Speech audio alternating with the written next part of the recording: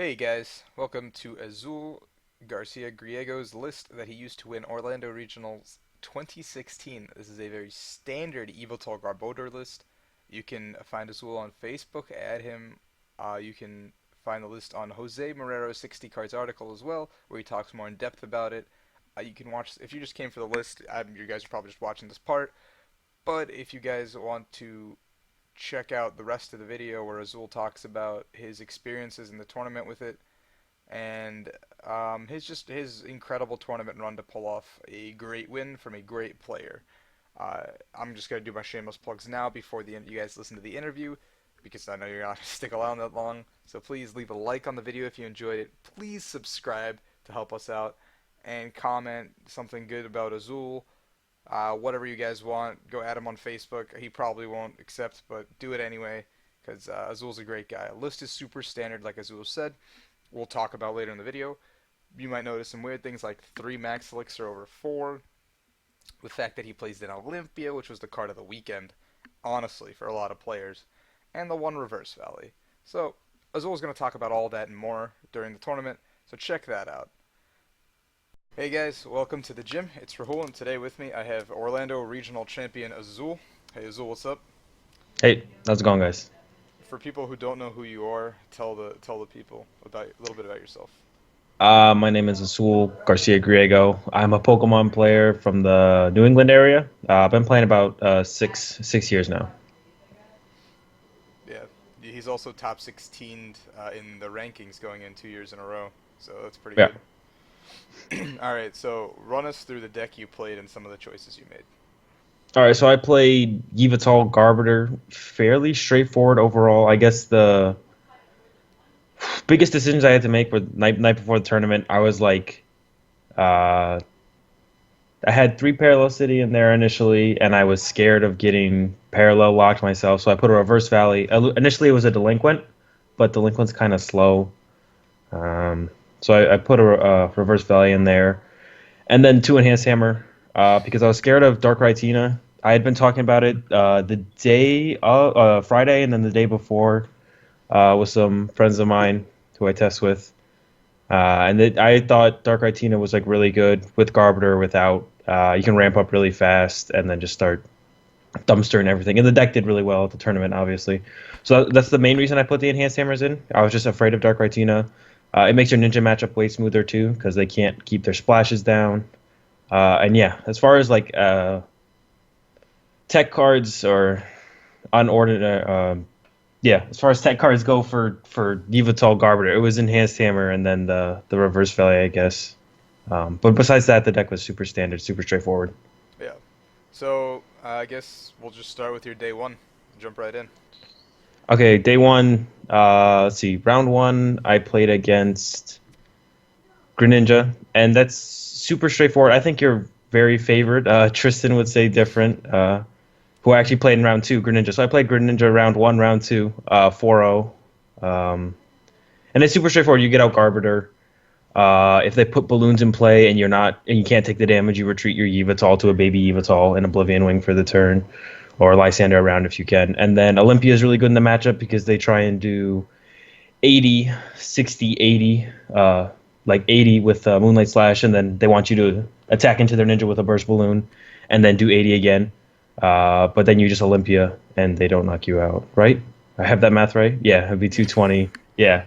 So then you just play the Olympia down, then they're 3-shotting your Yveltal, and then when they're about to 3-shot it, you retreat to another Yveltal EX, and you don't care. Because then they definitely can't Lysander chase your Garbiter and your Yveltal, so once you get Garbiter down and you hit your Olympia, super easy matchup, super straightforward. So those were my first 2 rounds. Round three, I actually played against the Mirror, and we actually had really close lists too. He just wasn't playing Enhanced Hammers.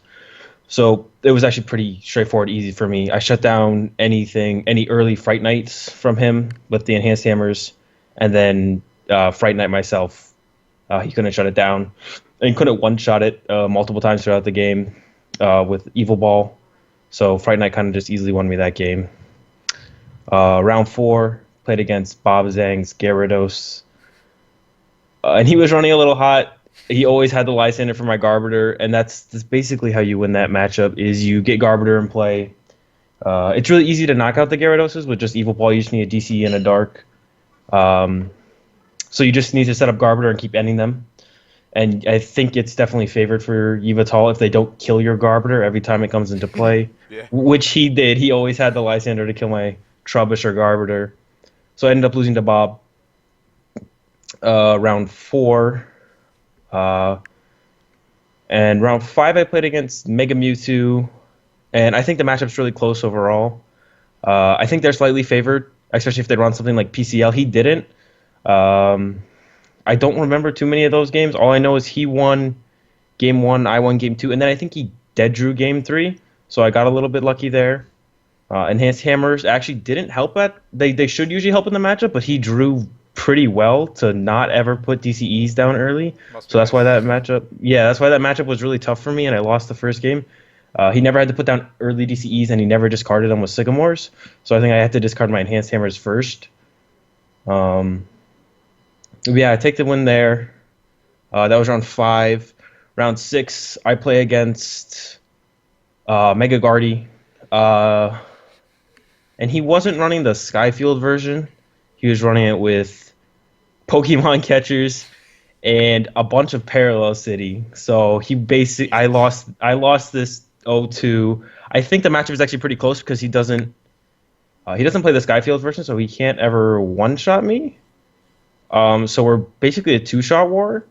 But I drew between the catchers and then him Parallel Citying me to 3 bench every game. Like it's definitely hard for me to do anything. If he didn't run the catchers, I think it would be a close matchup. But he ran the catchers, so it's like I can never set anything up. He always can like pick off my bench shamans, or if I'm trying to set up a big Evital, he just brings it up and hits it. Yeah, so that was definitely unfortunate. I was hoping to not hit any Mega Guardy. I think my Rainbow Road matchup is fine, which I didn't hit any of, as far as fairy decks go, which are usually unfavorable for dark decks. Yeah. So I took the loss to Guardy round 6, so I was 4-2, so I had to win out. And then I hit my first Tina Darkrai, which I had never played against, but I assumed I would have a big advantage in playing the Enhanced Hammers, and I did. I 2-0'd him, played against another Ninja, set up Garbodor, game 1, eventually won. Game 2, he prized to Frogadier, so that I won in like 4 turns. Next round, I played against another Tina Darkrai, and he was not running Garbiter. He was running EXP shares and Hydreigon, so I was kind of worried at first, but I was able to easily set it up so I would use Fright Knight to take my knockouts, and his EXP shares wouldn't trigger. So because he was playing the EXP share version, he was cutting on other stuff, so his deck was a little bit clunkier, it seemed. So as long as I took the Fright Knight KOs on his active, shutting down the EXP share, it was pretty straightforward. And yeah, that was my last round. So I went into day 2, 7-2, at like, I don't know, 7th seed, I think. So pretty good standing overall. I was pretty confident going into day 2 with the matchups I knew I'd have to play in the next round. Yeah. Next Feels rounds. pretty good for you. It seems like you're one of the only few people to play Evital Garb. People just play the Evital Mew. Uh, Yeah. so that was, I guess, a great meta call on your part.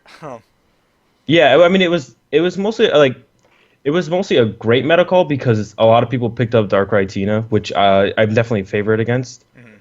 Fright Knight's really Um, scary. yeah, Fright Knight, and then plus the Enhanced Hammer making like you slow down the Darkrai's damage so much that they're sometimes 3-shotting my Yveltal EXs, and you just win at that point. Like, uh, it.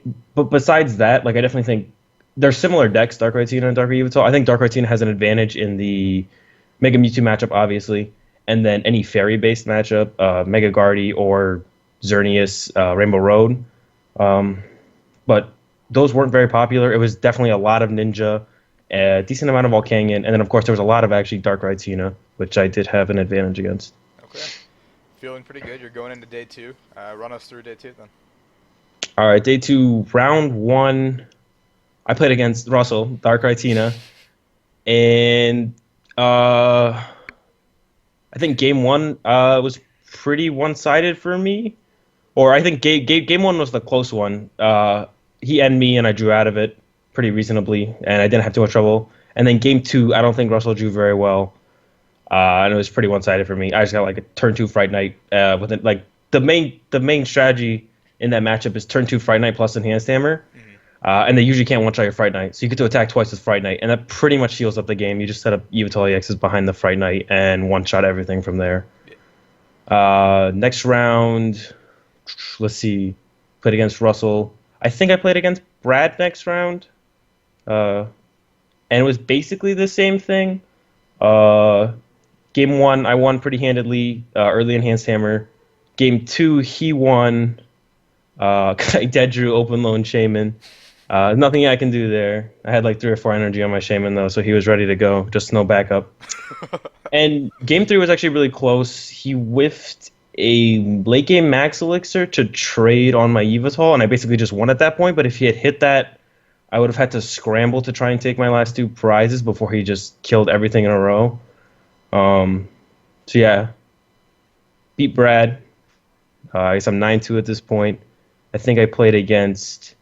What do we have? 5 rounds total, right? Yeah, Day we had 2. 5 for day two. Yeah, I played against a Gyarados. He was not running artillery, so he was the guy playing the Shaman and the Meowstic.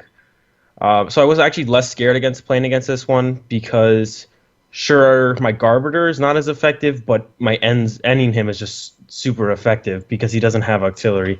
So he doesn't have the option early game of killing my Garbiter and keeping auxiliary in play and basically making my ends useless. So game 1, I got really early prize lead, and just won. I won in like I don't know 8 turns I think, and then game 2 I drew pretty slow. I wasn't taking like knockouts from turn 1 on like the matchup usually goes, and he got down to 1 prize while I had 5 or 6, and I just ended him to 1. And once again, I had Garbiter set up so he couldn't use Shaman. And then he doesn't run the artillery, so even if he had killed my Garbiters earlier, there was like no comeback from N. So I ended him to 1. He still had a pretty thick deck because he was drawing prizes really fast. And he just bricked for like 4 or 5 turns in a row. And I set up my board where even if he drew a supporter, he would literally need like everything, like triple Carp, Gyarados, DCE, Stadium in 1 turn off like a Sycamore. So like there was, even if he had drawn something the last 2 turns, he probably wouldn't have been able to come back either way. 10-2 at this point, so I play against you next round, Rahul, and we ID, Yeah. and then round after I play against Alex Shemansky, and ID with him as well to make it into top 8. Yeah. No reason to play those out at that point. Yeah.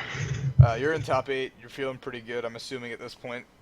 Yeah. Matchups look pretty good. Is there anything at this point you're like looking and you're like, oh, I don't want to play against that in top I 8? actually, I think the one deck, I mean, I would prefer to not play against Mega Mewtwo Garbiter, but I think it's a fine matchup. Like, I think I can play it out. And if they, like, generally they have to attach DCEs early, so that gives me advantage with Enhanced Hammer. If they don't, then they're drawing really well, and it gets hard because like I'm not shutting down any of the early power through the Enhanced Hammers. But I dodged that, but I hit the Volcanion, and I played against Daniel Lopez, and I actually really liked his list. And it was kind of scary the way his list was because he had a ton of switching cards, which makes Fright Night not as good. But we actually really didn't play.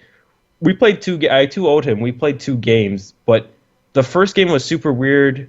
He drew 5 prizes before I drew a prize. I whiffed all my max elixirs. I whiffed energy 2 or 3 energy attachments 2 or 3 times, and it basically just came down to Fright Night plus late game N to win game 1. I don't want to say I got kind of lucky because I definitely drew very poorly for the first 3 quarters of the game, and then the last quarter of the game it was just N to 1 and hoping he doesn't hit anything. I set up my board well where it would be hard for him to draw his last prize. So even if he did eventually hit Sycamores a couple turns in a row, him drawing his last prize would still be tough. And then game 2, he actually just bricked. He opened Hoopa and 6 dead cards and dead drew for 2 turns, and I just 2-shot the Hoopa. So that was probably the scariest matchup that I could hit was the Volcanion, just because of how his list was built. Like I feel like I had had the hardest matchup against that. But it turned out to be. I mean, I think I'm overall favored against Volcanion, but the way his list would definitely have made it toughest out of like probably any of the Volcanion lists there. So I was nervous about playing against him, but it went over okay. You're in, yeah, you're in Yeah, go top ahead. 4 now. You're chilling. Uh, Now you're up against Ryan. Talk to us about that one. Yeah. So game 1 was pretty much as planned. Fright Night, early Enhanced Hammer. I think I Fright Nighted early enhanced hammer, or it's just like Y Cyclone early enhanced hammer. It doesn't matter. You just do one of those, and it pretty much puts you ahead to the point where it's like you're basically in a tempo war with them, of just hitting each other back and forth.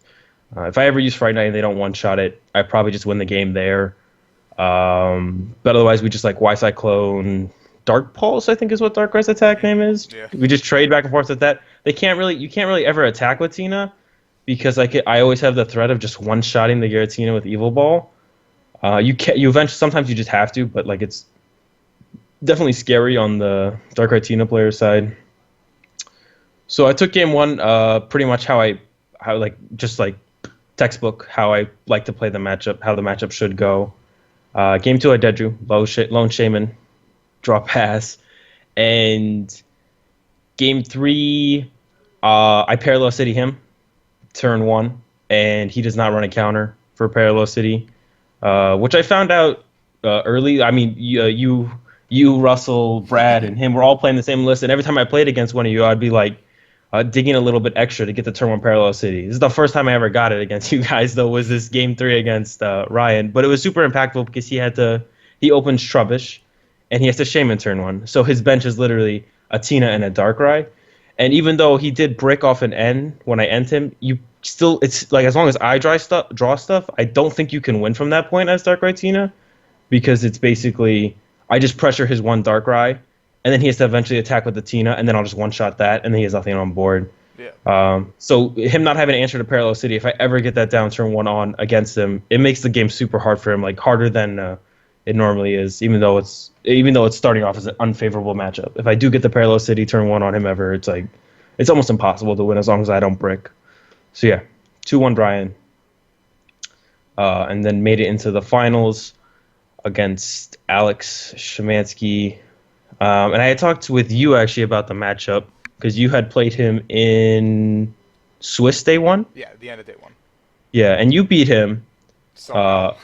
Yeah, and I think the matchup's not horrible because their Vileplume deck doesn't super try hard for the turn one Vileplume. Is kind of like you want Vileplume plus an attacker around turn 2 or 3. I felt like they can still easily get the turn one Vileplume, but I feel like it wasn't like it's not Vespiquen Vileplume. You're not trying to get it every game turn one Vileplume. So I wasn't super scared going into the matchup. You had beaten it, and I talked with you about the matchup. Getting down Trubbish Floatstone or Trubbish Tool, super important, especially because we play Olympia, so you can put a Fighting Fury belt on your Trubbish, and then as long as you hit the Olympia, it's fine if you Lysanders it once or twice, whatever. So yeah, game one, I go first, Trubbish, Fighting Fury belt. I literally open my hand, and it's like Garbiter, Yveltal, Energy, Ultra Ball, Fighting Fury belt, and I just go draw, attach, Ultra Ball for Trubbish, Fighting Fury belt, pass, and then next turn just evolve Garb and Sycamore or something. So it was like I got it into play super fast. And there's nothing you could really do. Like I'm trying to think about game one a little bit more. Yeah, it's not much you can do. Like I set up Fright Night at some point. I just kept taking prizes. I had a double enhanced hammer turn, I think, which made it like he just lost at that point. And of course, early enhanced hammers can make it super awkward for him. To make him super slow. And as long as I'm attacking with Fright Night and hitting enhanced hammers, there's pretty much no way you can win as long as I have Garb up. Game two, T gets turn one Vileplume, gets a lot of energy and play pretty fast. He kind of bricks off an N or a Sycamore, I forget. Maybe I ent him. He bricks on a hand, and I know it's trainers, but I knock out his Vileplume anyways. I don't think there's really anything I could have done because I could have sat there and slowly killed the Vileplume that was in his active. He already had a Gloom on his bench, so I have to eventually kill something, or he's just going to eventually draw and set up his whole bench and then retreat the Vileplume when he wants to. So there was no good way to win game two after he got the turn one Vileplume, so I took the loss there. And then game three, same thing. Open Trubbish Floatstone, set energy up in play. This one was a little bit closer than game one because I couldn't hit a Lysander to draw my last prize for a little while, so he was sitting up there stalling with Jolteon. I had everything was in one shot range for his Jolteon at one point. I had a full bench. Everything had 70 damage on it. Both Garbiters had 70 damage on them. My Yveltal EX had 140 on it. My baby Evital had damage on it, and I sent up my Evital for the turn to take a hit. And I could have retreated like two more times. He had three prizes. I could have gone to two more baby Evitals, so I had like two or three more turns total to stall more. So I wasn't worried. I had like two or three Via Seeker, I think it was two Via Seeker and a Lysander left, and I had like a 7 card deck. So I knew I would draw it eventually, more likely than not. And yeah, and then the next turn I drew it, took out his Vileplume for the last prize, and I won Florida regionals. Yeah, feels good. Yeah, definitely. So, going into your deck, is there any, I guess, changes you would make, considering Uh, the meta, I guess? no, I don't think so. Actually, I think I like this is like the first time ever I think I played a deck and I wouldn't have changed a single card. Um, Enhanced Hammers were like super last minute, but like they were definitely like the MVPs of the deck as far as like tech cards to play in there. Because the rest of the deck was super straightforward. I don't think I would have changed a single thing. Um, yeah, it ran smooth. I maybe would have tried to fit one or two. One probably couldn't fit two. Maybe one more Trainer's Mail. I know a lot of people think that 3 Max Elixir is really weird in the list, but when all you when like you're fine just Y cycloning, you don't need to like set up huge evil balls all the time. You know, you just can take Y Yeah. cyclone. So 3 Max Elixir was fine. I know that's one thing that people thought was a little off in the list, but you definitely don't need 4 Max Elixir in there. Um, yeah, I don't think I would actually change a single card except maybe trying to fit one more Trainer's Mail, but I just don't know what you would cut. I definitely prefer 3N to an extra Trainer's Mail because I feel like there's a lot of matchups where you just want to continuously end your opponent. Like Greninja sometimes, if they get ahead, or especially the Gyarados matchup, you want to keep ending your opponents. You want to make sure you're able to hit your ends and chain them from there. But yeah, I don't think I would really change anything. Was the meta as you expected going in, or was there any surprise decks that came out? No, I expected a little more Rainbow Road. I guess I expected Mega Guardy to the point it was at. I guess that was kind of one of the bigger surprise decks of the tournament, besides Dark Ritina, I guess, which I expected personally. But I don't think a lot of other people did. I think that was definitely a surprise deck of the tournament. Um, yeah, I expected there to be a lot of Greninja. I think Greninja, like, as long as there's no Garbiter, it's probably just the best deck in the format. There's not much that can handle the amount of pressure it puts on. So I was expecting a lot of Ninja. I was expecting Volcanion. I expected a little bit more Rainbow Road, but I was like okay with the matchup. Like I feel like I knew how to play out against it, so I could get some wins even if I had to take some losses if I played against a lot of them. I didn't play against a single one because it wasn't that popular at all. I guess. Um, Gyarados was more popular than I thought. I guess people would call that the surprise deck probably of the tournament. Um, yeah, the tournament was pretty much meta as I expected it. So I wasn't nervous about my deck decision at all. It was just like, how many Rainbow Road am I going to hit, and will I be able to beat them? Yeah. All right. Thank you for sitting down with us. Any shout outs, any call outs, whatever you want to do. Yeah, I want to shout out Team Complaint Box from the New England area mostly, and Tristan from New York. Shout out to believe it's the Crecklers and the Currys who ran the event. That was the best run tournament of that size that I've ever been to. It was run amazing. I hope all regionals from this point on out are run this well. I doubt it. I understand with the amount of people that the regionals can't always be run this smooth, but they ran a ridiculously well tournament. It was pretty great. I guess yeah, that's it. All right. Thanks, Azul, and congrats once again. Thank you.